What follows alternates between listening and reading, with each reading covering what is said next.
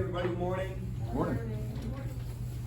Glad to see your smiling faces. Got a big presentation, so I'm not going to do a lot of ado. I think we should just hop right into it. So, good morning. Who the heck am I? My name is Luke Coslow. My trail name is Gribbly. That's where the Gribbly permaculture comes from, the name of my business. This is my wife, Macon. We have about 4 acres, kind of 11 acres. Her parents on the land next to us. We have, we're doing gardening and farming, or not farming, chickens and forest gardens and things like that. And I'm also a permaculture designer. That's like making a map, you know, we'll get to that. Quick little like biography about me. I hiked the Appalachian Trail, hiked the whole Appalachian Trail in 2012. And in that experience, I'm living out of a backpack and I'm living in the woods, right? And really like being a part of the system. And then when I got off the trail, I realized that I didn't want to live out of a backpack anymore, but I still wanted to live in ecosystems, right? And so eventually we were able to buy some land, and that's what we wanted to do, is kind of mimic. I met my wife on the trail too, so she gets it.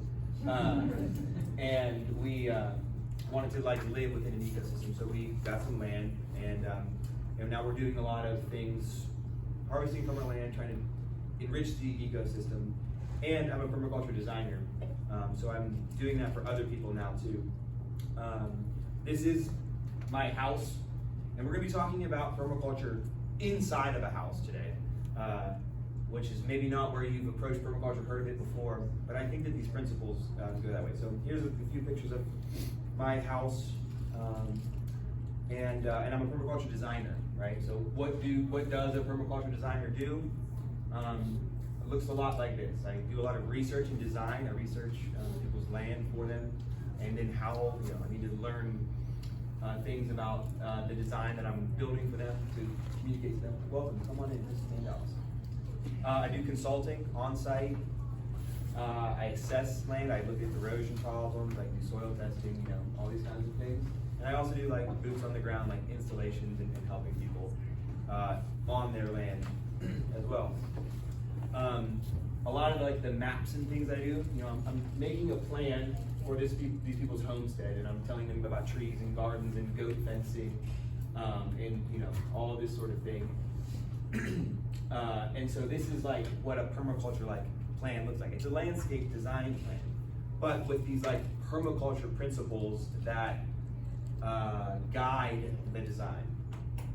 And so in this class, what I want to do is to teach you the permaculture basics. I want you to understand this framework of thinking, this toolbox that you can use in many aspects of your life, including on your land. And why we're going to look at permaculture through this lens of it being in your home is that not everybody owns land or doesn't own land yet. And learning to think this way and learning to use these principles is applicable anywhere, right? And so if you are familiar with permaculture, I think this is a good exercise to approach it from another angle. And it's just, maybe this is it. There's a piece of inspiration in here somewhere that you know, we will take home. And another key is that there's this language of permaculture, and when we're talking about this land use or strategies, it gives us words and styles to speak in that we can understand and communicate ideas more efficiently. But what this is not, it's not going to be like a crash course PDC, which is the permaculture design certification, which you should check out. There's a great program. And it's not going to be like a Q&A session about like your specific concerns about this or that, because I really want to stay in the big pattern space and look at this framework. But please come by my booth. I have a booth in the exhibition hall with, you know, my logo on it. You can come find me, and I'd love to talk.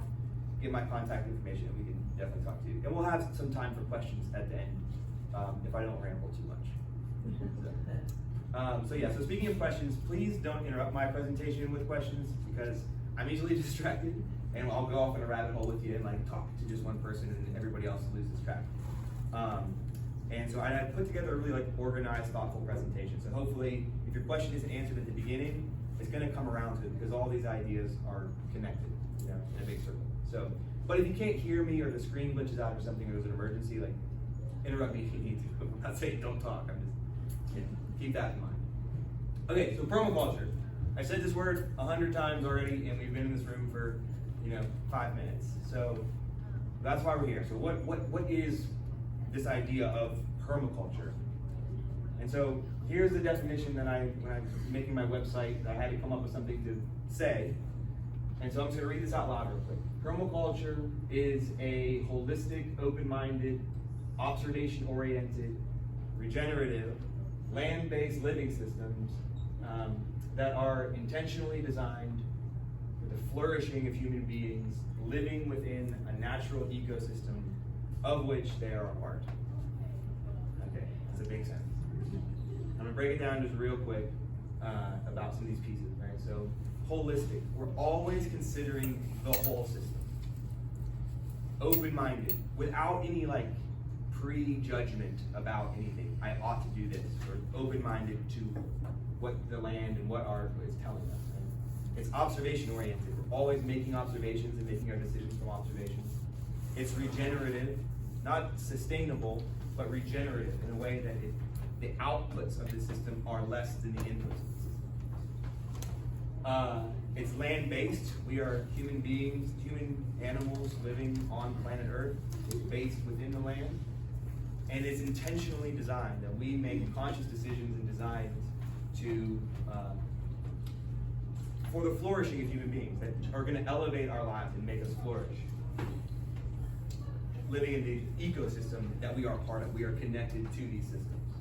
Welcome, everybody. Thanks for coming. So to shorten that all down, permaculture is working with nature instead of against it, remembering that human nature is part of nature. So while we're in this space defining permaculture and talking about the word and what does it mean, you might be thinking that permaculture is a philosophy or a religion to follow that has dogmas and traditions and a moral prescription that tells you that if you do this, then you get this.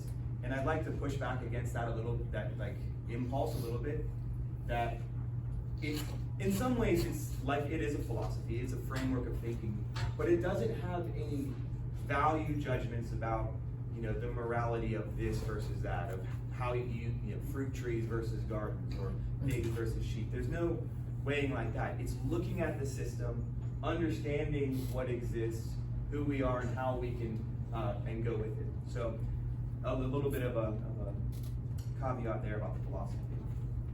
And again, there's this idea that permaculture is a language to communicate about land use. And so if you've approached permaculture in the past and you found it to be inaccessible and lots of jargon and all that, that's a valid or an understandable. I had that as well when I started, but I realized that by learning these concepts and the way of talking about this, that since my wife speaks permaculture, I mean she didn't study it as intensely as I have, but she lives with me, so she gets it.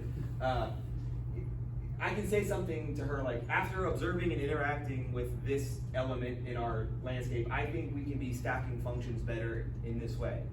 And that makes sense to her, and she can respond back. And that will make sense to you in 60 minutes here as well, okay? So it's a language.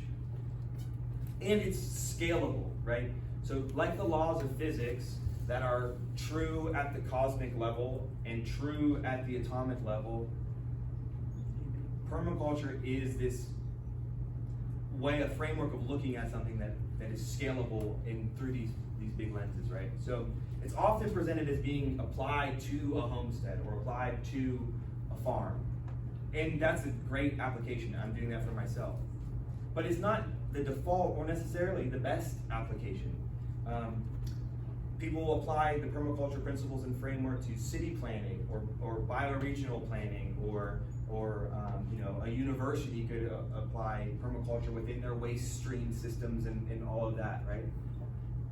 So if we can go that way, why can't we go inward as well? And so if we were to take these concepts and put them within the four walls of our house, what does that look like? And maybe in this framework, we can have a better understanding of how you can scale it yourself as you go to your land, so to teach these concepts.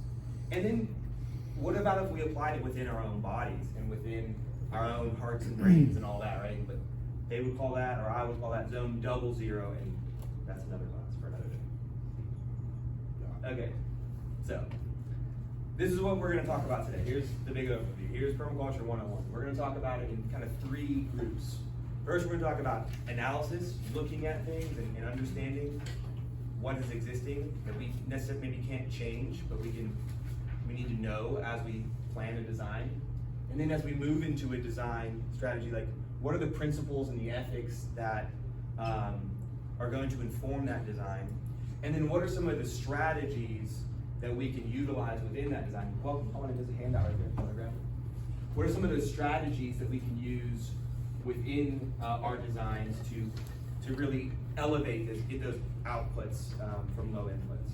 So we're going to start with analysis, okay, of zones, sectors, aspect, topography, and a couple tools called needs and yields in random assembly, and then a note about water. Okay, so we're in the analysis section right now. Okay, so here we are, Zone 0 permaculture class. We've already like I said permaculture 100 times. I've already said zone 100 times. You're probably like, what are we talking about? I had a guy say, oh, I thought it was about USDA hardiness zone 0. I was like, where is that, outer space? So I was like, no, let me clarify that. We're not talking about hardiness zones. We are talking about the zones of space within our landscape, okay? And so here, this is the classic visual aid for a permaculture explanation of zones. That here in the middle, like zone 00, right, the person, and then zone 0, your house, and then zone 1 is like right outside your house, and then zone 2 is further away, all the way out to zone 5, which would be like wilderness, right, like the area that you never go to or can't access, okay? So here it is, right? But I think this is a bad example, okay? Because we're considering all of these things as we're considering the zones. How easy is it to get into that area? What's the topography like between my front door and that place? What's the surface underneath my feet, and how does the weather change that surface, right? Where is water along the way, and how does water interplay with that area? What are the pressures that I don't have control of sectors that maybe affect, if I have a neighbor on that side of the yard with a barking dog, and I don't want to go over there, that's going to affect the zone, it's going to make it more restrictive for me to go over there, right? And even just distance, which is an element, but not always the most important one. Just how far away, how many steps do you need to take to get there? So here's this example again, and like I said, it's a bad example because clearly nobody lives in a center of concentric circles radiating outward from a central point, right? So here's a better example, right? So here's the house, and as you're moving out, here's the garden and the chickens in the greenhouse, and out, there's the woods in zone 5, right? But again, I've never seen a piece of land that looks like that. Yeah. Here's a better example, right? So now there's a hill, and right, so at the bottom of the hill, further away on the other side of the pond is zone 5, and up there, close to the house, they've got their gardens and things. But again, this is not, it still has those concentric circles radiating outward, right? So here's one of my zone analysis that I do for a client, right? The red area is zone 1, right? So here's their house, and this is the driveway coming in. They park over there, like right where the number 1 is. This area where you're at every day, where you're walking to and from your car, right? I call that the slipper zone. That's a place you would go in your slippers, right?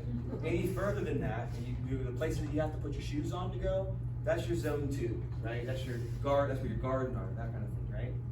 Zone 3, that's like your orchard. You're there, you want to be in your orchard, you're there regularly, but you're not in there every day. Maybe you're not in there every week, maybe you're not in there every month, right? Zone 4, you got your familiar woods where you go a lot, and zone 5, the wilderness where you don't go, okay? So does that make some sense when we're talking about zones?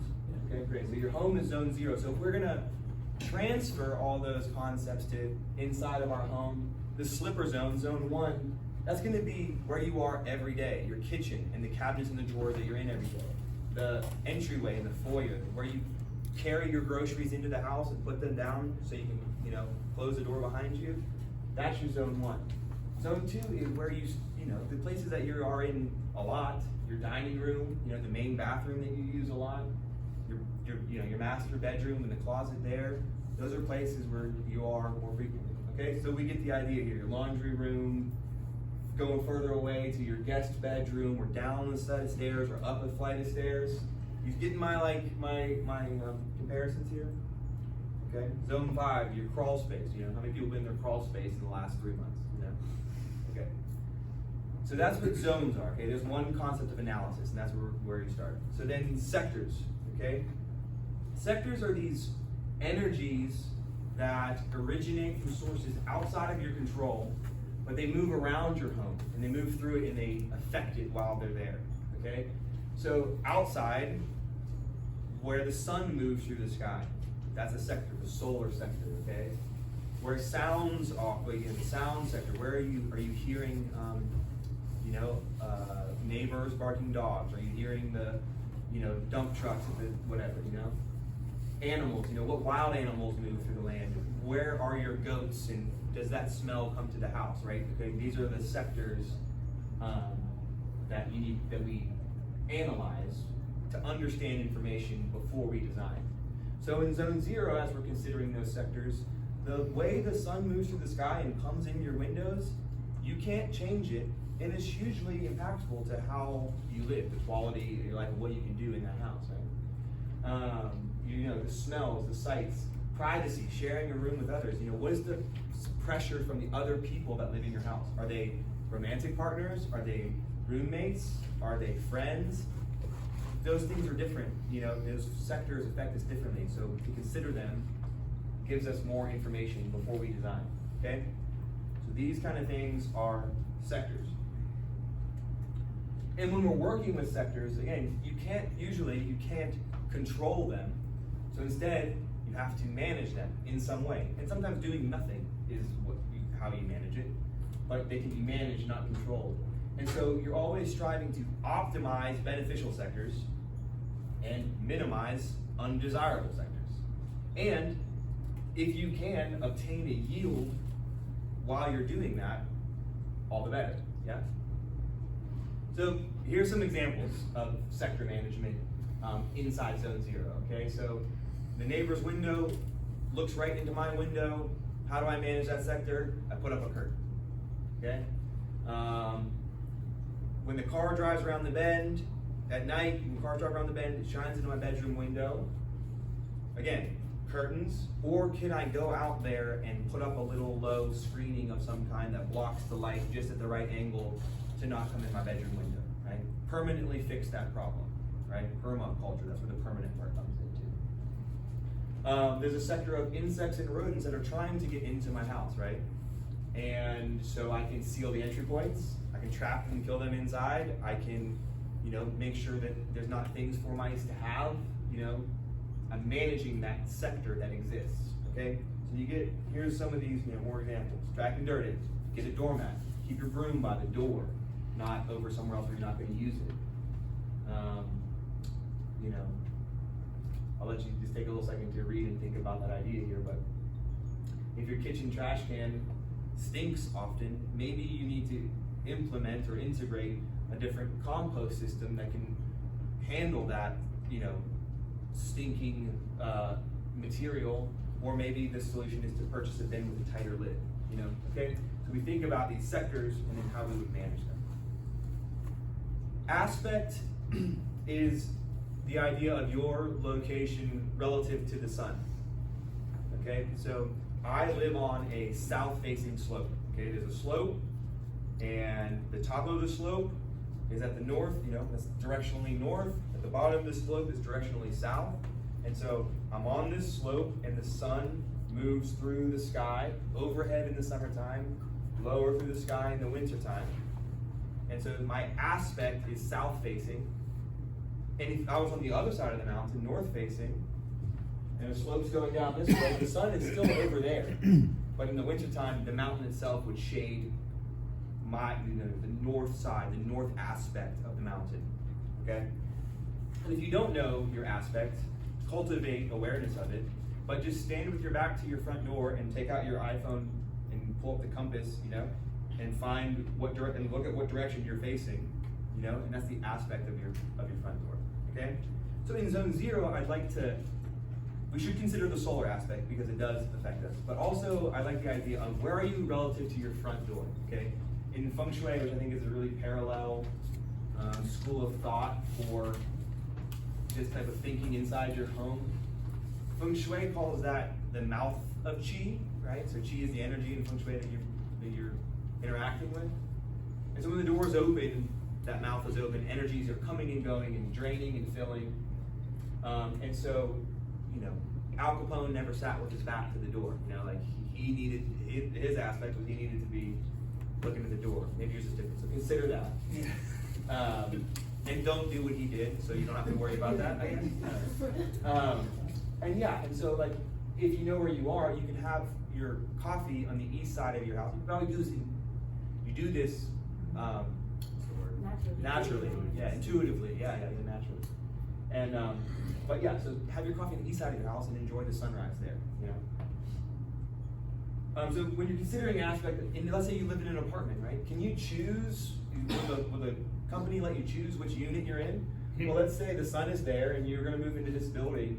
The sun is going to hit, in this wintertime especially, it's going to hit that brown building from that side, and it's going to be in shadow down here in the yellow building, right? So if you're in somewhere up north, maybe you'd want to be in the brown building. But if you're like in Miami, although it's so equatorial, the sun's not going to move that much, but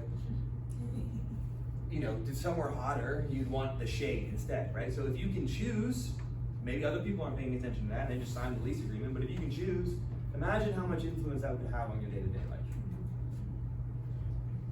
So topography, okay, that's your slope, the geology, the water that's happening, the microclimates that exist because of that, the characteristics of the ground underneath your feet.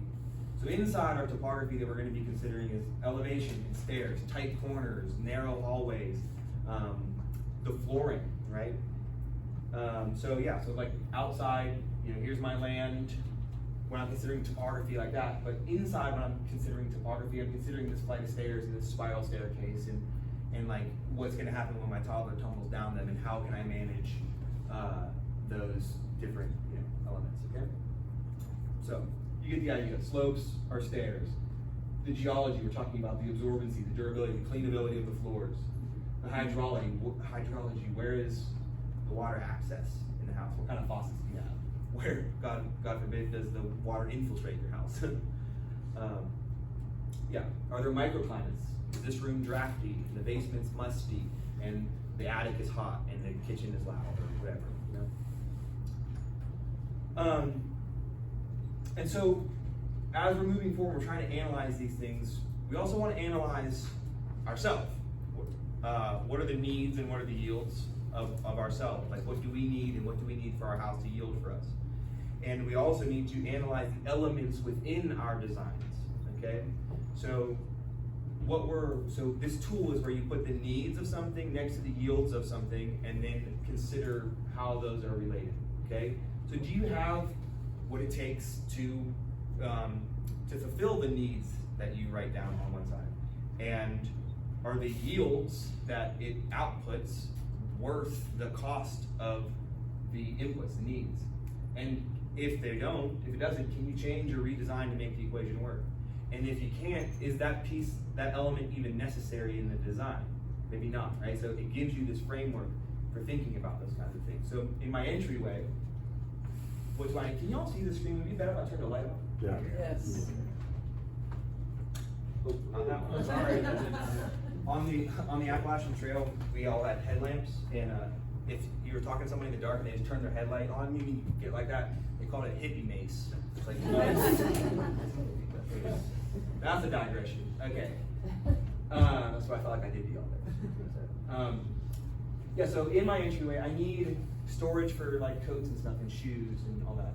I need to have a light when I come in. I need to have an outlet to charge some things in the thing. I need a durable floor that can withstand coming in. I need a temperature buffer between outside and inside.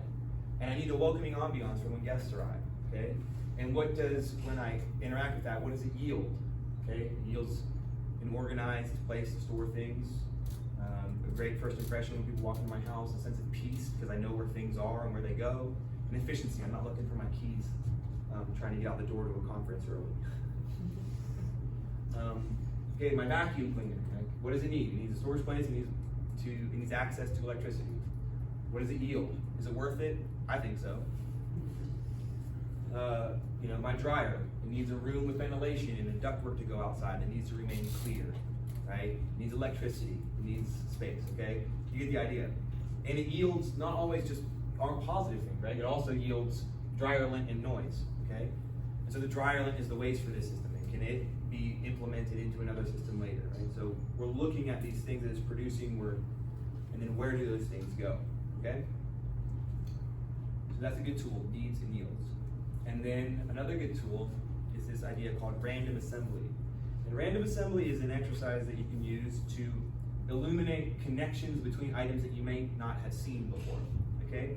So you take this big list of prepositions, and you can make your own or use these ones, or just Google it and you can find all these. Don't waste the time to write them down right now, just write prepositions. And then you're gonna set them up something like this, okay? Take a breath, it looks crazy, I'm gonna explain it, no big deal, okay?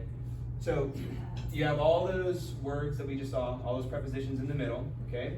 And over here we have all these elements that are gonna be in my kitchen, okay? And then over here we have all these places where those elements could go in my kitchen or be related to in some way in my kitchen, okay? And so then you start taking these arrows and you say, okay, the coffee pot. I want to have the coffee pot on the countertop, and I want to have the coffee pot near the sink because I need to rinse it and fill it and all that, okay? And then I want my pots and pans over the stovetop. And I want my cooking oils in a basket on the countertop near the stovetop where I'm using my cooking oils, okay? And then, so once you kind of start thinking through this way, you start seeing these connections, and you might end up with like all the arrows pointing to countertop. So then you might say, well, okay, how can I move some of those arrows to drawer, or to cabinet, or to something else, right? You can see these patterns, you can see where the choke points are and all that, okay? And if this is overwhelming to have all these words and all these arrows, make a template like this, copy and paste it a bunch of times, and then just put one word on the left, and just do it for one thing at a time. And then you have this, maybe you make 10 pages worth of all these different things, and it's a tool that you have, you've analyzed the relationships between all these things that go somewhere. You can do it for your laundry room, for your linen closet, for your bedroom, like whatever, okay? You can do it for your land, outside, you can still use these, right? It's scalable, okay? And then always pay attention to water. We live in a rainforest. Water is a hugely important resource. So outside in zones 1 through 5, we analyze the movement, the volume, the quality, the accessibility of different sources, and how it moves across the ground, all that, right? But in zone 0, we want to pay attention to how does the water get to your tap? Like, are you on municipal water or are you on your own well? And then where are the failure points, the potential failure points in those? Contamination of the city water supply, or contamination, or your well pump breaks, or that kind of thing. What are your redundancies in place? If your well pump requires a heating tape to stay unfrozen during cold winter and the heat tape fail, what are these, how can you hedge against those potential failures? Okay, right? What's the quality of the water in your house? And then what kind of plumbing fixtures do you have? Because not all fixtures are created equal, right? A shower head is great, it gives you a shower. But if you can screw one of these things on, now you can fill a bucket on the ground. Now you can wash a dog. Now you can do all these other things you can do with a flexible shower head, okay? And what are other things to diversify uses? So I have a toddler and she's in cloth diapers, and we got this thing that like attaches to the intake of the toilet, like the water that fills the tanks and everything, like tees off of that. And it's like a little sprayer, and it sits in this thing, and we can spray out the diapers before we put them in the washing machine. But that sprayer also has all kinds of other functions. I can use that to fill buckets. I can do all that clean water coming out of a tap into a fitting, right?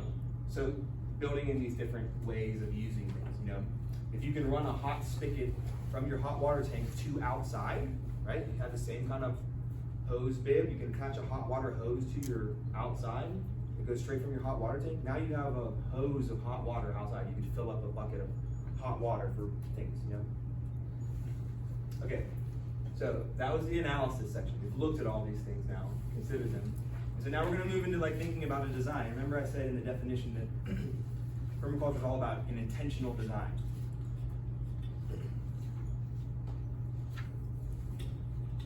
So I think that when we're designing, it's important to collect data and record it, okay?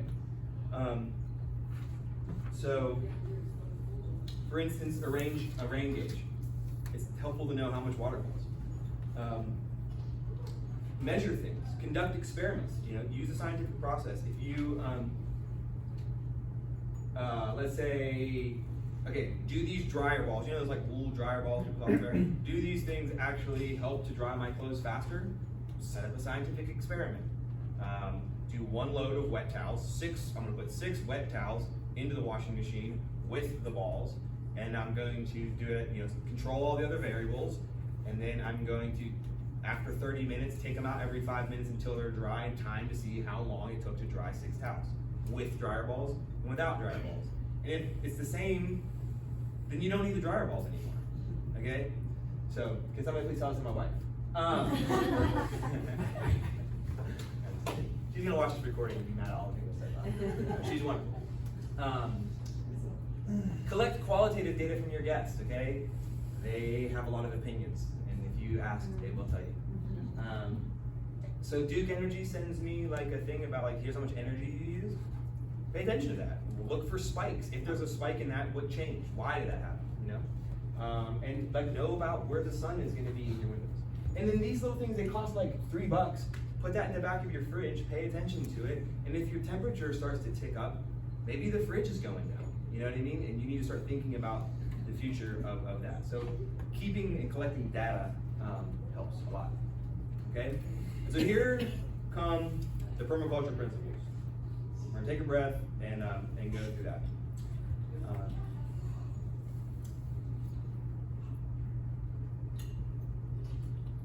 I would consider the permaculture principles to kind of be the heart and soul of permaculture. And like, most didn't come down from the mountain with these, okay? Like a bunch of people just make them. And some people have different wording, some people add more and take more away. Here's a good way into this, okay? We're gonna go through each one individually, so I'm not gonna do the injustice of reading these all out right now. But I do recommend that if you're interested in permaculture, that you find something like this, or you go to my website and get it. I'll probably have a PDF that you can just download of this, and print it out and have it somewhere where you can like see it and like think about it, right? So the more you can get these in your head, little nuggets of thought that you can apply to things, the better, okay? Here's the language part that I was talking, okay? And I would call the creative, conscious implementation of these principles, I would call that doing permaculture, okay? So the first one, we're just gonna go through them one by one here, okay?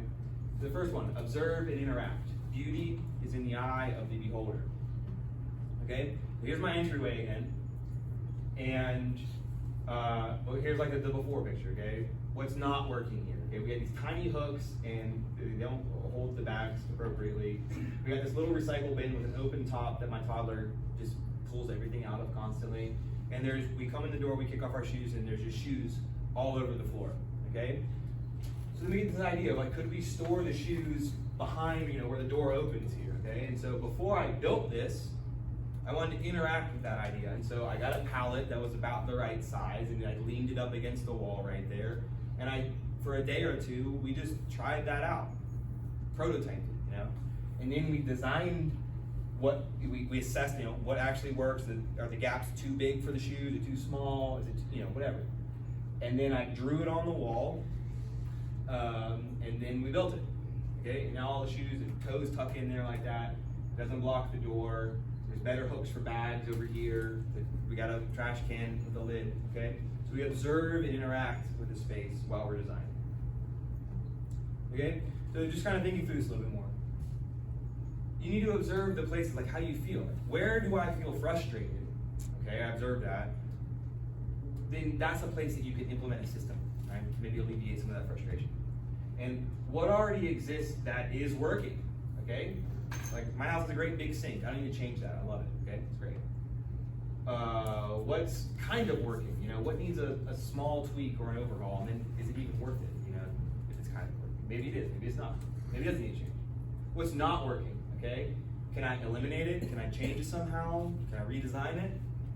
And then how do I feel about something? You know, observe that. And y'all know Marie Kondo and like the magic art, tidying up and all that. I think it's another like parallel thought of this. Like managing things is easier when you have less things. And so thinking about like what actually sparks your joy, what can I get rid of? What's just I'm never gonna miss it if it's gone. Okay, like throw away all the old cords that don't go to anything anymore. What when guests come over I'm like embarrassed about? You know, how do I? What kind of things like that make me feel that way? And what can I not wait to show off? You know, how can I optimize and minimize? Right? And so like for my example, like I hate folding t-shirts. My mom always wanted my t-shirts folded in my drawer. And so they always just like end up all jumbled, and I pull them out and look at them and jumble them back up, right?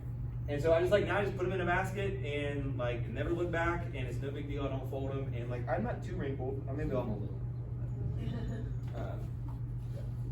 Okay, and like here's a pro tip: when you come home from a long trip, when you first walk through your door, take a minute to like smell your house, because that's the only time you're going to be able to smell your house the way your guests smell your house. Okay, so observing, cultivating this idea of observation. Okay, remember back to the definition that it's observation oriented. Okay, number 2, to capture and store energy. Make hay while the sun shines.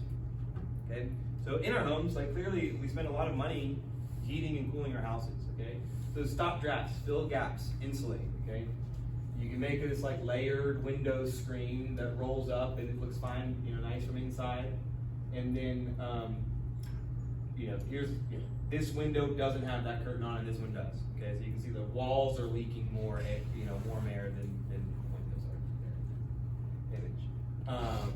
Insulate your attic hatch. Maybe you haven't been up in that zone 5, but that doesn't mean that heat isn't leaving through that, that sector, through that that big hatch to your attic, okay, or under or around your doors. Okay, get the idea there. And then how can I capture that sunlight that's coming through my house? If you have a south-facing aspect of your house, maybe it's not the front of your house, but maybe the south side of your house has a lot of windows on it, you can implement these things that passively capture solar energy throughout the day and then radiate them back out at night, okay? So here's this water, and in the morning it starts off cold, and then the winter sun hits those giant columns of water and they heat up. And then at night when the temperature goes back down, just like the ocean, cools things, and San Francisco gets its fog, then in the redwoods, that whole ecosystem, then that heat radiates back out from the water stored within those columns. And I think it's kind of beautiful. And so this is kind of, you could build a wall without the water that has some kind of dense material, stone or concrete or something like that, and do the same thing like this if you have a big glass window, okay?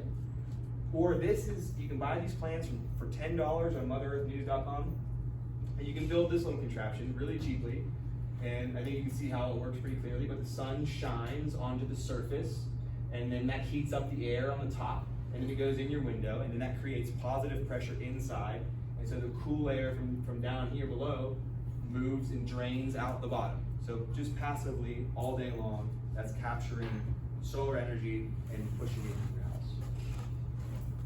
Okay. Number 3 is to obtain a yield. Wherever possible, obtain a yield. You can't work on an empty stomach. You've got to get food from your gardening so you can keep gardening. Okay. And so one yield that you can do inside your home is to create worm compost. And another thing about obtaining yield, that if we don't have a lot of land, we exist in a large ecosystem that we can gather from. So cultivating foraging as a part of your life. There's an overgrowth of mint in this house, and I sent my nieces out to just go and harvest all of it. We dried it, and now we have mint tea. But 2 8-year-olds can harvest a lot of mint, and you can have mint tea all winter long if you forage. Okay, and then you don't have to buy tea bags in the grocery store. Beauty is a yield. Okay, so we have this. My wife's grandmother had this little glass prism, a sphere. And so we put it in a sunny window sitting on a mirror, and when the sun shines in, it hits that thing, it refracts the light, and then the mirror blasts up. And so like on a sunny day, my kitchen is full of rainbows, okay? I yielded rainbows from a piece of cut glass. Simple, okay? And again, harvesting and drying herbs and things like that, okay? So yeah, beauty is a yield. can you do things that increase the value of your home? Okay, even if you're not going to sell it, one day your children or your grandchildren may sell it. And how can you obtain a yield even if it's ways down in the future? Do things that increase the value of your home. And yeah, you can grow herbs in your windows and have them fresh, or you can grow them abundantly and dry and save them and use them all year, or of course do both. And again, a note about foraging. So this is a guy Mike and I'm kind of friends with, and he's part of the OGS community. He's great. If you guys know Robin Greenfield, he's like a food waste activist. He's got a huge internet presence. He's really doing really important, cool work, and he's just like this joyful, wonderful person. And he's really big into foraging. He does these things where he forages all of his own food for like a year or a month at a time, right? And I took a class at his last year at OGS, and he talked about how he'll like rent a U-Haul truck or like borrow a big truck or something in a trailer, drive down to Florida, and they'll harvest a bunch of seawater and start boiling that off to make salt. And while they're doing that, then they'll go around the neighborhood and collect all the fruit that's just growing on, like in Florida, like Central and South Florida, like, it's like it goes to waste, just falls on the ground and rots. And so he comes to people like, hey, can I take all the fruit out of the tree? And people are like, please. And then they go back to the Airbnb that they rented in the kitchen, and they cook it all up and they preserve it. And they, you know, he goes down and spends a week, swims in the ocean, harvests all this overabundance that would otherwise go to waste, and then drives it back to North Carolina. And yeah, sure, there's some fuel costs and footprint there, right? Some inputs into that. But if I am sourcing how many, I don't see it, I didn't make the drive, but when I buy a bag of oranges, that drive just happened for me to have one bag of oranges, you know? So I think these planned foraging expeditions or excursions is a good idea. Or like you can go down and shoot as much wild boar in the American Southeast as you can get your hands on. Like that's the problem. So let that problem be an opportunity for us to obtain a yield. And then, you know, have a chest freezer and a dehydrator, preserve those yields, right? Extend those yields. So number 4 is to apply self-regulation and accept feedback. Okay? The sins of the father are visited on the children unto the 7th generation. So here's an example. My wife loves these East Fork bowls. Does anybody else like it's an East Fork nut? Yeah. And so my wife loves East Fork, and they just keep appearing in my cabinet. And I love them also. I love it. But I said, darling, at some point this tower is going to become unstable, and then we're going to lose all of them. Or it's going to get too heavy, it's going to crush the one on the bottom. So we need to apply the self-regulation. We only have this much space to store these things, so we cannot go beyond that, right? So we regulate it to that, you know, cabinet. But then now she's getting these bowls, this size, now she's getting this size. And, but that's where all the dishes go. There are no more dishes in the house, like eating dishes, serving dishes. We have big parties and all that, but those are the dishes that live in that cabinet. This is my spice drawer. It only has spices, and this is all the spices that there are. If it gets to be more than that drawer can hold, I have to engage with that and make it so they do fit. Okay? And like here's me, like, you know, I'm presenting a concept to a client, and I want to hear what they have to say, okay, about that. So if you come up with an idea, solicit feedback from the other stakeholders who are going to be a part of that system that you're trying to implement. Okay? And again, listen carefully to the comments made by your guests. Like, it might not be direct feedback that they give you, because they're very polite. This is the South after all. But notice your guests. Observe them, how they adjust to your house. Do they keep their coat on when they come inside? Maybe your house is cold, you know? Do they make faces like maybe they're smelling something? You know, like, do they not sit on the couch? Maybe it's covered in dog hair, okay? Number 5, use and value renewable resources and services. In my home, we use mason jars, and only mason jars, like as our Tupperware, because they keep coming into my life, and you know, people give them to me. They're easy to get. They're universal. You know, the one piece always fits the bottom piece. They're heat-proof, all that. There's many reasons, and they're really renewable, right? They're renewable in many ways. They're recyclable. Oh, well, that's a whole other conversation. I'm not getting that. And then you can adapt them with this like canning funnel. Okay, so now like I have this funnel, if I can pour soups in there, or like leftover rice or curry or whatever can like go into that. And here they are. So I can use it for food, and I can use it for this is like the medicinal herbs and all that kind of thing. Yeah, you get the idea there. Sorry, gang. I've been doing so much talking this weekend.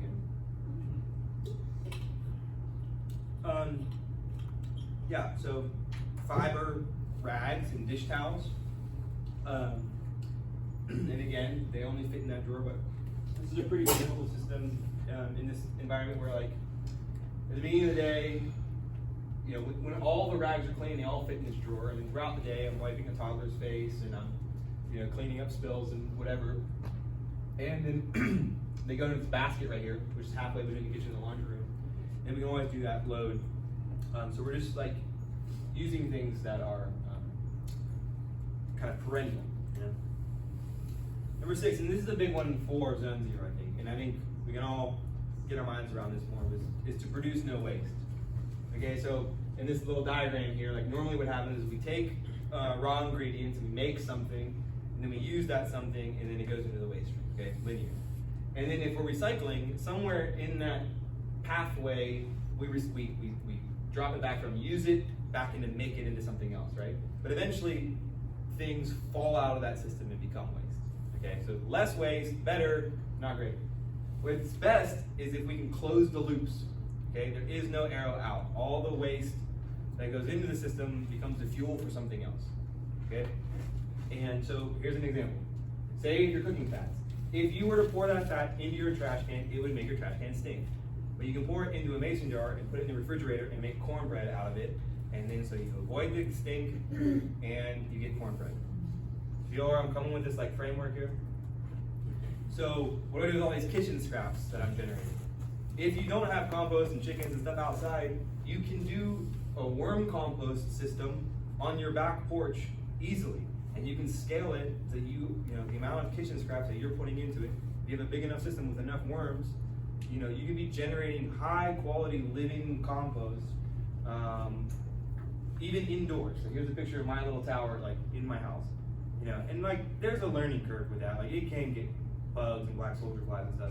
But I think on your porch, or your back porch, or in your garage, or whatever, it's a great solution. Troy Hinkey in the exhibition booth, he's got a great, if you want to see a worm composter, he's got some awesome ones over there in the exhibition booth. He knows a lot more about it than I do, so you got to talk to him about it. And then, so here's another thing, right? So the bones and skin and the neck and all this kind of stuff from this chicken, it can be turned into broth. Like let the waste from one thing become fuel, obtaining fuel elsewhere, okay? And producing no waste. So what we do is we cook chicken, and then once all the meat's off of it, it can go straight into the crock pot. You can skip this step. But throughout the week, I also collect carrot tops and celery leaves and other flavorful things. I'm not going to eat the celery leaves, but put them in that bag in the freezer. I put it all in the pot, the crock pot. I turn it on. I leave it overnight. Normally like 2 days. I get it up simmering and then bring it down to low and let it simmer so all the the good collagen and everything comes out of all that. And then I put a strainer in that canning funnel and strain it all through, and then I have all this stuff, which is like there's no nutrients left in it. It's just like mush. The bones just like crumble, and that can be disposed of in many beneficial ways, feeding to animals or wild animals even. And then I've broth in the freezer. Okay. And I think a big strategy for producing no waste is just to stop the waste from coming into your house. Don't bring something in that you have to throw away later. Okay, and so refuse like packaging waste. There's so much packaging waste. So this is a store in West Asheville called Ware, and you can fill up cleaning products, soaps, deodorants, and so like I brought a couple examples of the things. So this is toothpaste. Okay, so you pop one of these little tablets in and it gets kind of fizzy, and there's, it's good for cleaning your teeth, and I think there's even fluoride in it, and but I don't know, and I know there's nothing bad in it or whatever. And so, and then back to like apply self-regulation. Instead of putting a big glob of toothpaste, how much I use one tablet every time I brush my teeth. have built regulation of the amount that I'm using into the choices that I make about this. So this is this. This is deodorant. Okay, so like a little balm goes here. I can wash this in my dishwasher, go back to the store. They'll put it on a scale. Well, they know how much it weighs, right? But we get a mason jar. This is what I take when I'm traveling. I have like a mason jar at home full of these toothpaste tablets, right? And this is like deodorant, it's great, kind of tingly and cooling. It's nice. Just think about how much plastic waste you have generated in your own lifetime just in toothpaste and deodorant alone, okay? Like my own body weight, at least for myself, like if I was to really think about it, I don't know, maybe more. And then all of us in this room, but we could all just have a glass jar full of toothpaste tablets, okay? So just thinking in that way, where you can reduce stuff. Fill up your rice at the co-op. You guys have heard all this, but. And remember, we don't need one person practicing zero waste perfectly. Don't be like, I still have trash, so I have failed. Reduce, and all of that, and eventually we can all do it imperfectly together where we make huge impacts, okay? And that applies to all of permaculture. Like, you can't do it perfectly. You're engaging with a living system, right? So we just need everybody doing it imperfectly. So number 7, design from patterns to details. Make sure that you can see the forest for the trees, okay? So in permaculture, I feel like often we start, or not in permaculture, in life, we tend to start with the details. I need to paint this room, okay? But I think it helps to step back and look at the big patterns, okay? So this is a super famous book in all kinds of design realms, permaculture included, but this is a beautiful, compendium about patterns in the world, these great patterns, okay? So if you're ever thinking about patterns philosophically, that's the document, or the founding tome, or whatever, to be with. And so when we're designing things, it needs to have a plan, okay? And so if you're planning something like, what's the best use for this room, or how do I optimize this storage, or whatever, okay? Well, the place to start is not at the particular thing, it's to zoom out and look at the patterns, okay? So here's some patterns. What meals do you, how often do you cook? Are you naturally tidy, or are you naturally messy? No value judgments there, just understanding the patterns, okay? Are you at home a lot, or are you away a lot? I love that, the couple over there, they both had that look, one of them is each one, and we don't need to get into who's what, but I love that. I know that. Yeah, cool. So here's an example, okay? So thinking through patterns to details, okay? So maybe you'll observe this in your own homes, that there is a pattern of that the things on and around the stove and the oven frequently get too hot to touch with my bare hands. Does anybody else have that experience in their homes? So then if I see those patterns, then I can look at the details, right, of how to come up with solutions. I have my pot holders hanging right here next to my stove. I have my wooden spoons in a canister right there by the stove. I have, I don't know if you can see this very well, but my pot lids have a metal handle, and if I jam 3 corks into that, they're waterproof, they go through the dishwasher, no problem. They're renewable, they keep showing up in my life too. I can just grab the sides of those corks and lift the lid off without having to get a pot holder to open a pot lid, okay? And then also, here's my fire extinguisher. If I'm cooking here and there was to be a fire, the direction I would go is away from it, and my fire extinguisher's right here, Okay, so look at the patterns that matter, okay?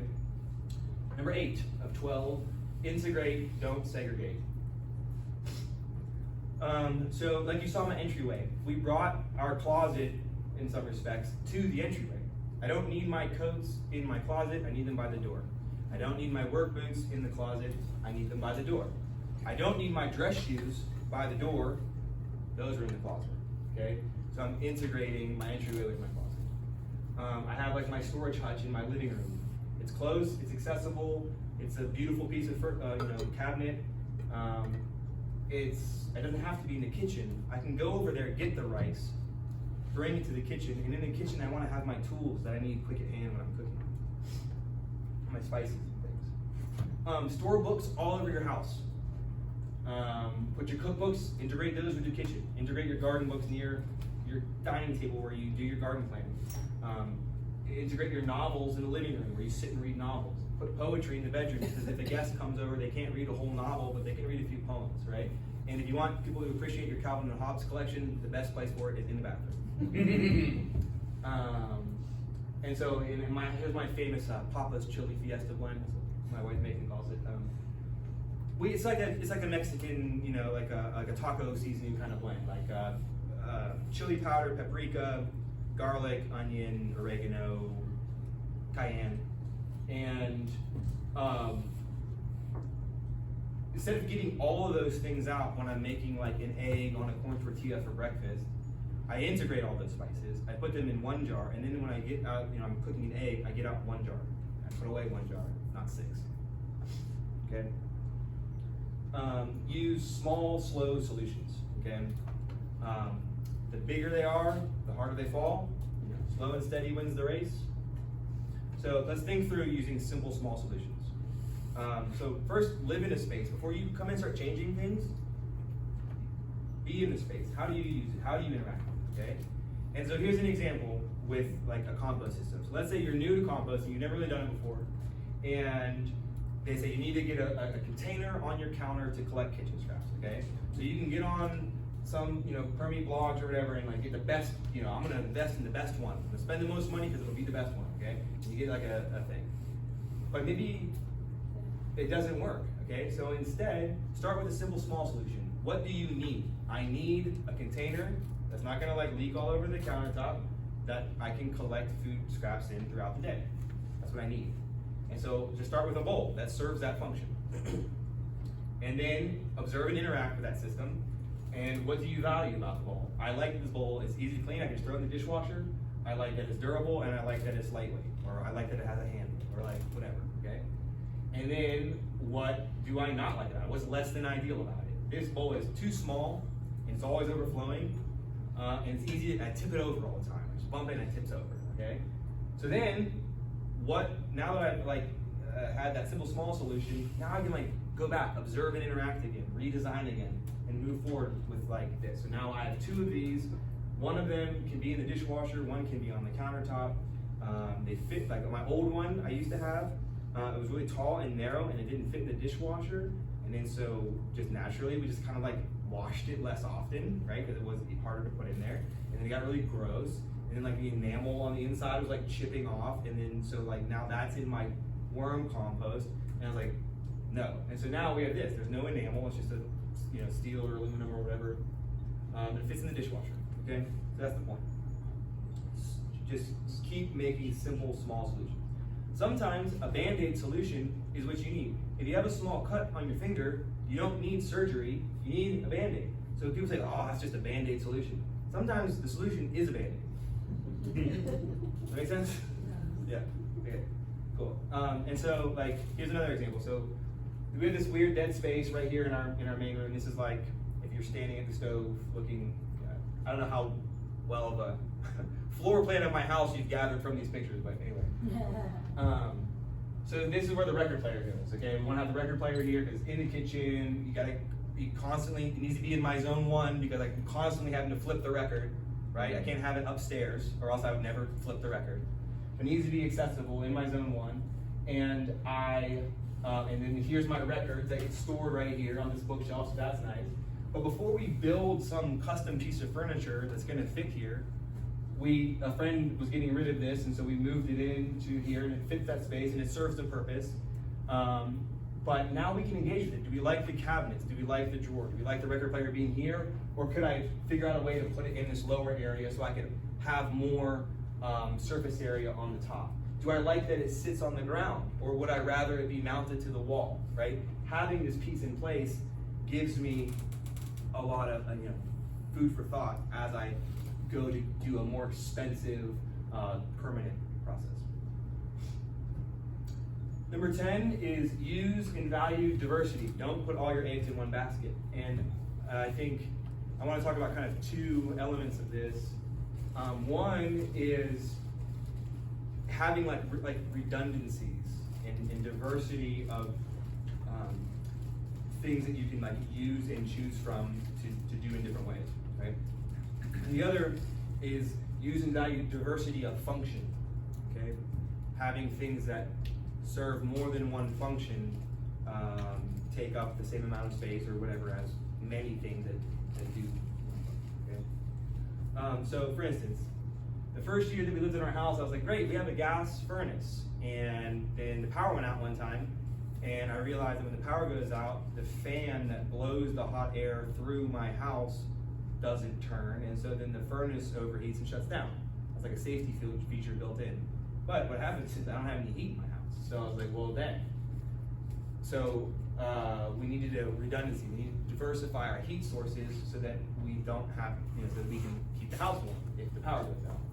And so having redundancies in your heat source, if you have a wood stove, a space heater, and even just like a small little generator that you can keep in the garage, that you can power a space heater and maybe your refrigerator and get through a power outage and not waste, not waste all the food in the fridge and all that, right? There's having diversity of ways to harvest things. And having lighting redundancies, like having an oil lamp and having different types of lights, okay? And so, for instance, I used to rent this apartment, and it was a great apartment, and we loved it. It was like a studio on top of a studio, and had 2 bathrooms, one on each floor. And the one upstairs had a shower and a sink and a toilet, and the one downstairs had a shower and a sink and a toilet. And if I was designing that apartment or renovating it or whatever, I would put a tub in one or both of those, because it has more diversity of function, right? Or at least having one shower and one tub. Maybe you don't always want to like get into a tub. It's nice to have a shower, whatever. But you get the point. Yeah, and choose objects that have many uses, not these like little gadgets that somebody invented a solution for a problem that doesn't exist. Okay. And then one more note about function, or about diversity of function, is like beware of things that claim to like have like a million uses but don't do any of them well. Okay. So there are things that, like, sometimes it just doesn't, like a fire extinguisher is a good example. Don't diversify that. That's a good thing to have. It only does one thing. It does it really well. Have that, okay? Somebody said, oh, you can bludgeon people with it too. So fair enough, okay. But yeah, so these things, I hate these things. I hate these things. I call them unitaskers. I don't, other people do coin that word or whatever. But Alton Brown. Alton Brown, yeah, he's the man. He's the man. And so these unitaskers, I hate these things. Look at this avocado thing. Like, you can use a knife to cut an avocado. You don't need to store and maintain this thing, okay? And like, you don't need, like, a knife can cut your herbs, like, or your bagel, like. So yeah, you get the point. Don't just get rid of all of those things. And cultivate the skills to allow yourself to not need these, right? If you can use a knife, watching YouTube videos, you can learn to use a knife, you can do many things that you don't need all these little gadgets and stuff for. Okay. Number 11, use edges and value the marginal. Don't think you're on the right track just because you're on a well-beaten path. There are a lot of things happening in the edges and margins that are beneficial, okay? So here's next, between my fireplace and that hutch in the kitchen, there's this weird dead space, a margin between those areas, an edge within, and that's where the firewood gets stored. I have to build a rack somewhere else, okay? We want our toddler to start learning independence, and we want her to like hang her coats up, right? She can't reach the coats up here. There's this space underneath the kitchen counter. We put a couple little hooks there. She's still short enough. She can walk under there and hang up her coat. It's out of our way, and she gets a sense of independence from like being able to do that. I like to take the screens out of my windows in the winter time, just to like, there's no bugs, so let the light in.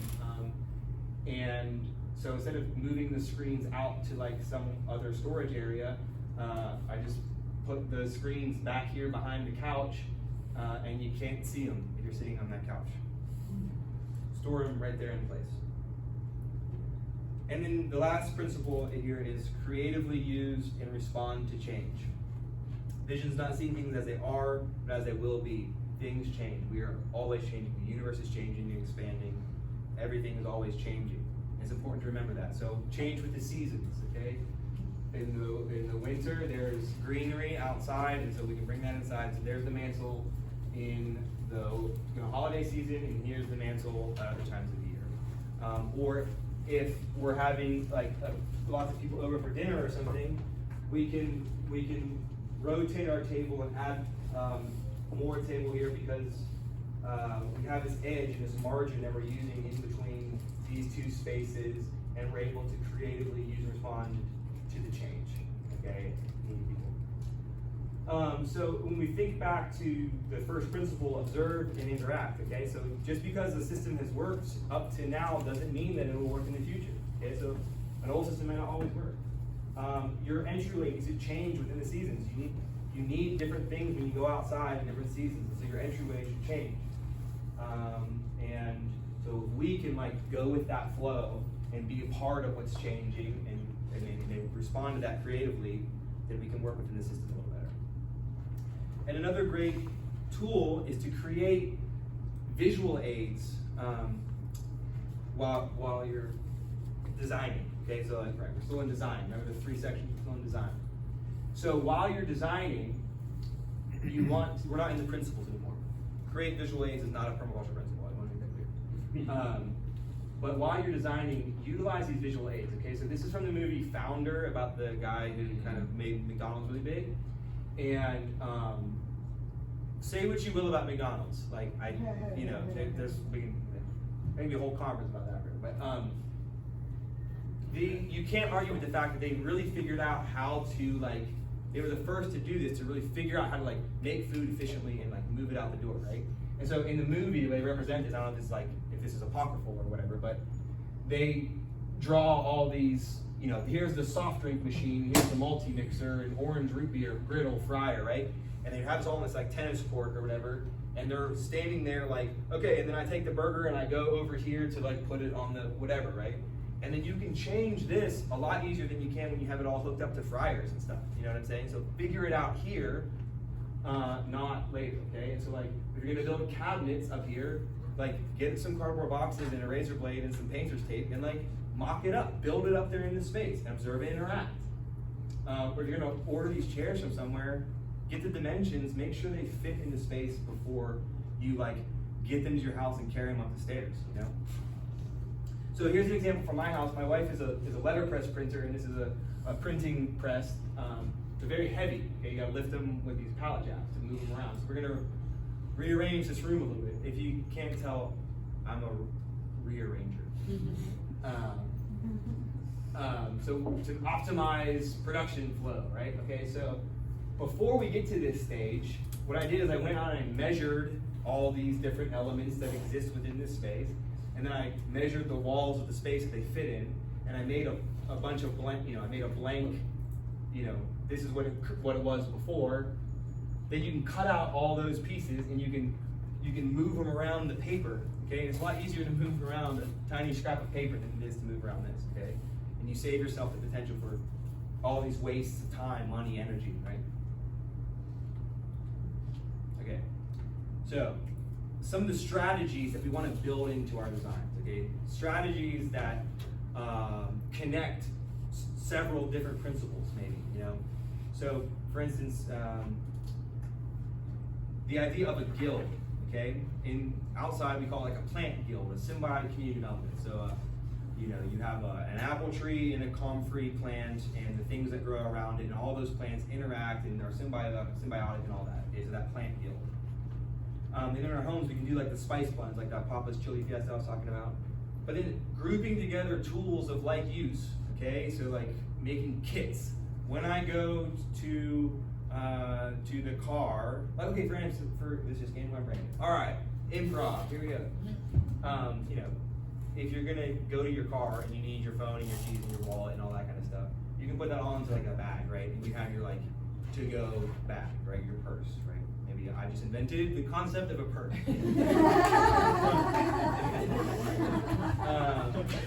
Yeah, but so if you make coffee in the morning, group all those things that you need, the beans and the filters and the coffee pot and the whatever. You need all that together. Don't store them all over your kitchen, but put them in one place, in one kit that you can be there together, okay? Creating microclimates. So if you have these 6 things, space heater, a humidifier, a dehumidifier, a box fan, an oscillating fan, and heavy curtains, in different combinations, you can do a lot of different things, okay? So let's say in your bathroom in the summer, or your whole house in the summer is pretty humid, right? Mine is. And in the summer, if you put a dehumidifier in your bathroom and you're taking a shower, you get dry towels and they don't get all moldy and musty. Okay? You create a dry microclimate within the bathroom. And in that same bathroom, in the wintertime, you can add a space heater and a dehumidifier, and you can sit in there, you know, and enjoy like a nice sauna. Or switch out a dehumidifier for a humidifier, and you can have a steam room. So when you get like a cold and you just want to be like in a warm, humid room because it's so dry outside, you can just like put on some tunes and hang out in your bathroom, you know. Bring a friend. Like, you don't have to, you know. It's your own personal little sauna there. Same in your bedroom. In the summertime, if you have a box fan that's, you know, blowing in the exhaust direction and a dehumidifier on the other side of the bed, that box fan is like drawing that dry, cold air over your body as it goes out the window, and you have some heavy curtains around that, and you have like a nice cool summer's nap. Flip that all around. You get a humidifier in your room in the wintertime with some lavender oil going on that humidifier, an oscillating fan to move that warm air around. That's how you sleep in the wintertime, okay? So those are like microclimates that you can create and manipulate. Another strategy is to stack functions, okay? And so we want to incorporate items in our life that have many functions, okay? And so if the definition of function is the purpose for which something is designed, or that it exists, or why it exists, you say, okay, duct tape has all these functions, right? Well, duct tape has a lot of applications. You can use it for a lot of things, and it is valuable and handy and good to have around. But it only has one function. The function is that it's sticky. It sticks things, okay? So if you can have things that have different functions, that's a fantastic example, or idea.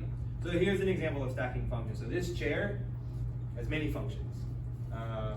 It is you can sit on it, you can use it to water your plants up high, you can lean on it and do exercises and stretches, and you can hang your coat on it, and you can play musical chairs with your friends, right?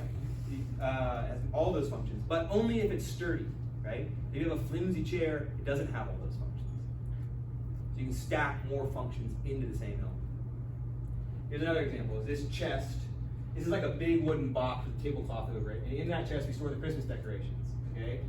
And when it's time, so in the rest of the year, that can be a surface, okay? And then when it's time for Christmas, we open the box, we take the things out, we take all the things that we need to take down so we can put up the Christmas decorations, and we put them in that one, okay? And then it can be a side table when we have guests over, or they can do many, you know, a table has many functions. And consider the function stacking that we're doing right here, right now. So this is like a map of Mars Hill University. Like, it is purpose built for an educational environment. And the students are all on spring break right now, so this place would sit empty. And the parking lots would still exist, and they'd still be heating and cooling these buildings, and they would still be using the inside lights and the outside lights and the street lights and the staff that has to be here 24/7. And they have all these projectors and chairs and tables. Well, what if we used an event center for OGS? We'd have to bring in all those things to suit our needs, where this place can stack functions. It can both be a college, it can function as a college, and it can function as a home for a conference like this, okay? All these parking lots are being filled with cars, their functions are being used. And then thinking about layers, okay? So layers in a forest are like this, right? You have your canopy and the trees that live within the canopy, and the shrubs that live within the trees, and then the herbaceous plants, and then the plants that have, you know, deep tap roots and interact under the soil. And then you also have like a vertical layer that vines, you know, that transcend all those layers, okay? And so if we were to mimic a forest in our own house, to recognize that we have layers as well. So we have these like high to reach places, you know, that'd be like a canopy. You have to get on a ladder to get into that cabinet or whatever. Down to your cabinets you can reach without a ladder, down to your counters and tables, to your ottomans and coffee tables, to your floors and your rugs, to under your floors and inside your walls, and then to any vertical layers that transcend those spaces, okay? Thinking of your house in those layers. For example, in this laundry room, it's a real tight little room and the things are stacked and you can't really get in that room very well, so there's just this weird dead space up here.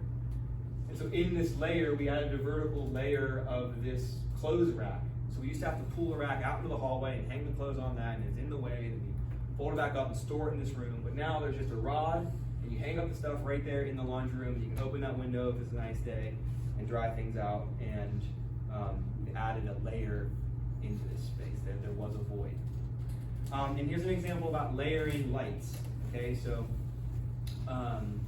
in my kitchen, this top bar is like the night light that stays on. It's two little like LED like flickering, they look like candlelight, that are over my sink.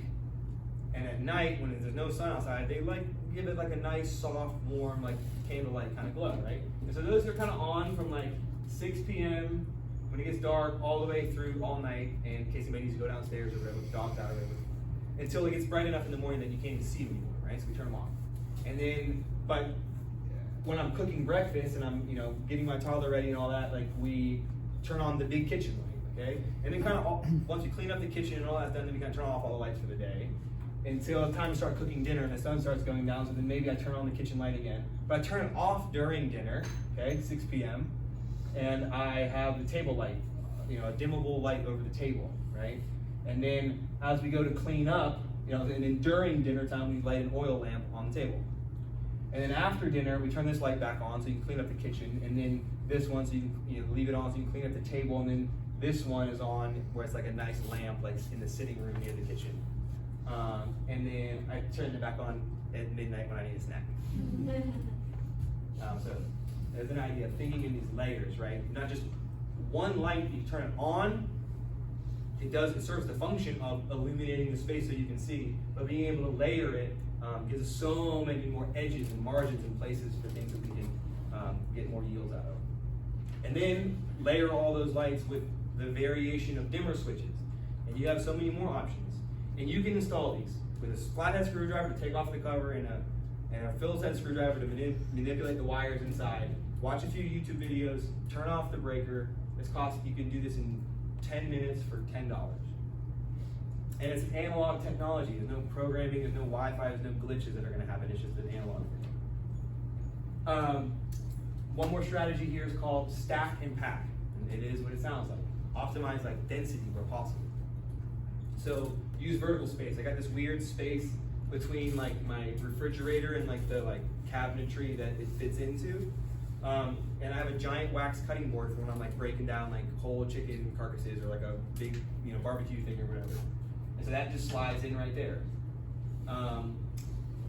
Like over here, there's that same that chest that I was talking about, the Christmas decorations.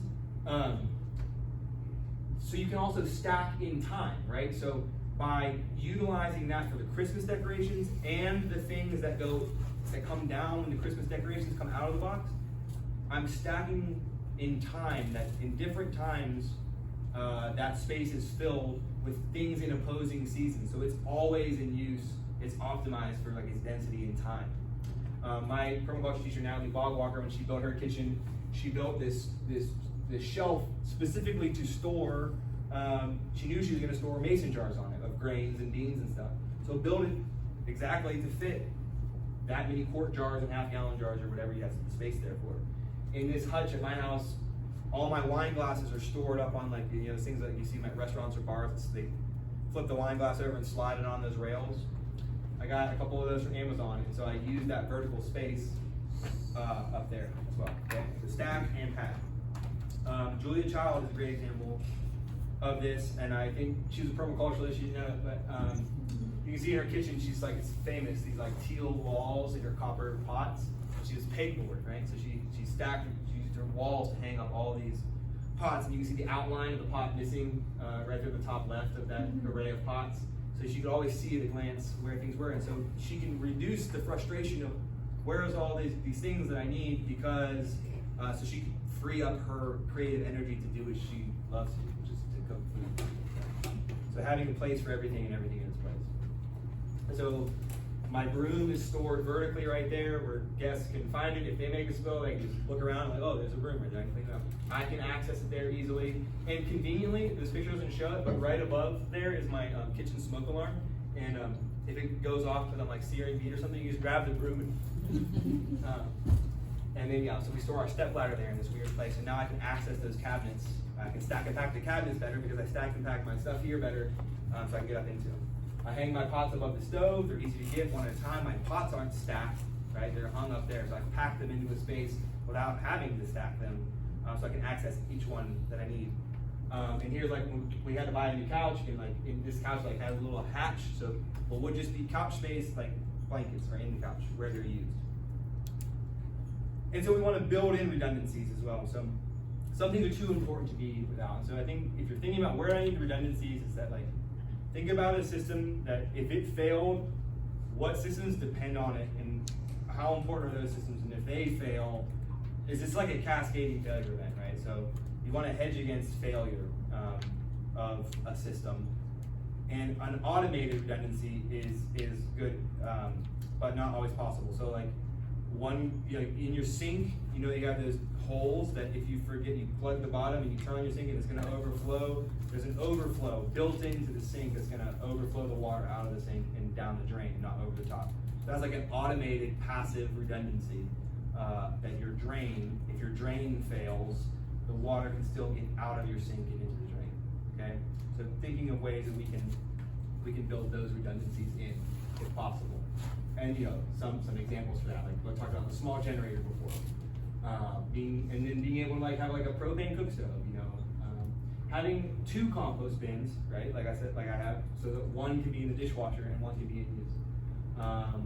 We are backpackers. We have our water filter that we use when we're backpacking. Also, like if we have a spring or if our water gets contaminated, we're on city water, then like we have a filter downstairs.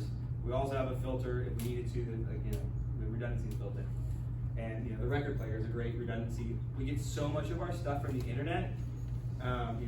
All my stuff, my photos on the internet, my music's on the internet, my this and that's on the internet, and like none of it's tangible. So like having some redundancies that way too is nice. Okay, so just in summary, what I hope that you got out of this class is that this way of thinking is really eye-opening, mind-expanding, and that it can be applied to inside your house, but also we'll be talking about just that, but think about when you go back to your land and your garden, how these concepts and principles can work within your garden.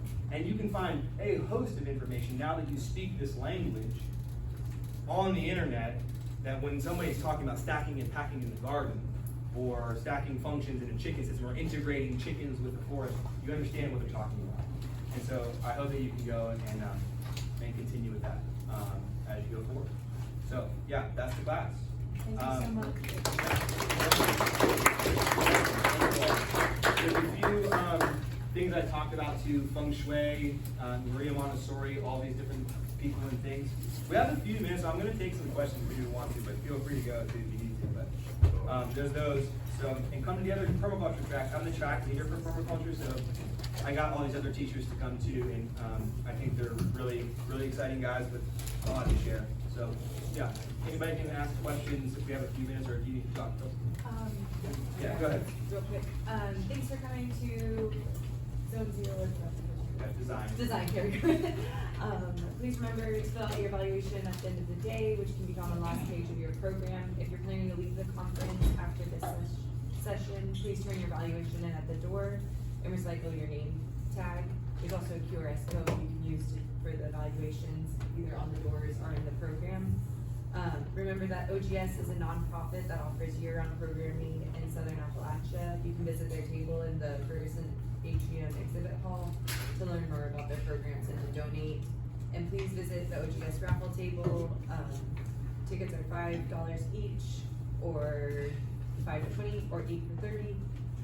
Every dollar raised with the raffle goes to help OGS continue its farmer and home growers programs. You can enter into one of our 3 bundles, which include items from Earth Tools, Fedco Seeds, Reams Creek Nursery, Danny's Dumpster, Meeting Fort Farm, Dr. Bonner's Dirtcraft Organics, Chestnut School of Herbal Medicines, Mountain Rose Herbs, and much more. All proceeds benefit OGS year-round programming. Great. Thank you guys so much. We have 4 minutes. Does anybody have any questions? Yeah, please. From some horrible, super cheap online order, maybe Wayfair. I don't know. I just moved into a tiny house. So. Yeah. Yeah. Stack and pack. Yeah. Great. I have a booth in the exhibition hall too. If you want to like see my designs and like more like traditional permaculture applications, come by and check that out. Thanks, gang. Thank you.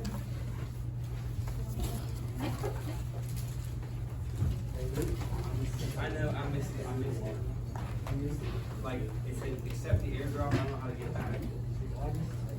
Oh, you texted you too? Yeah, I saw that. They were like, the airdrop. I'll have you not disturb on that.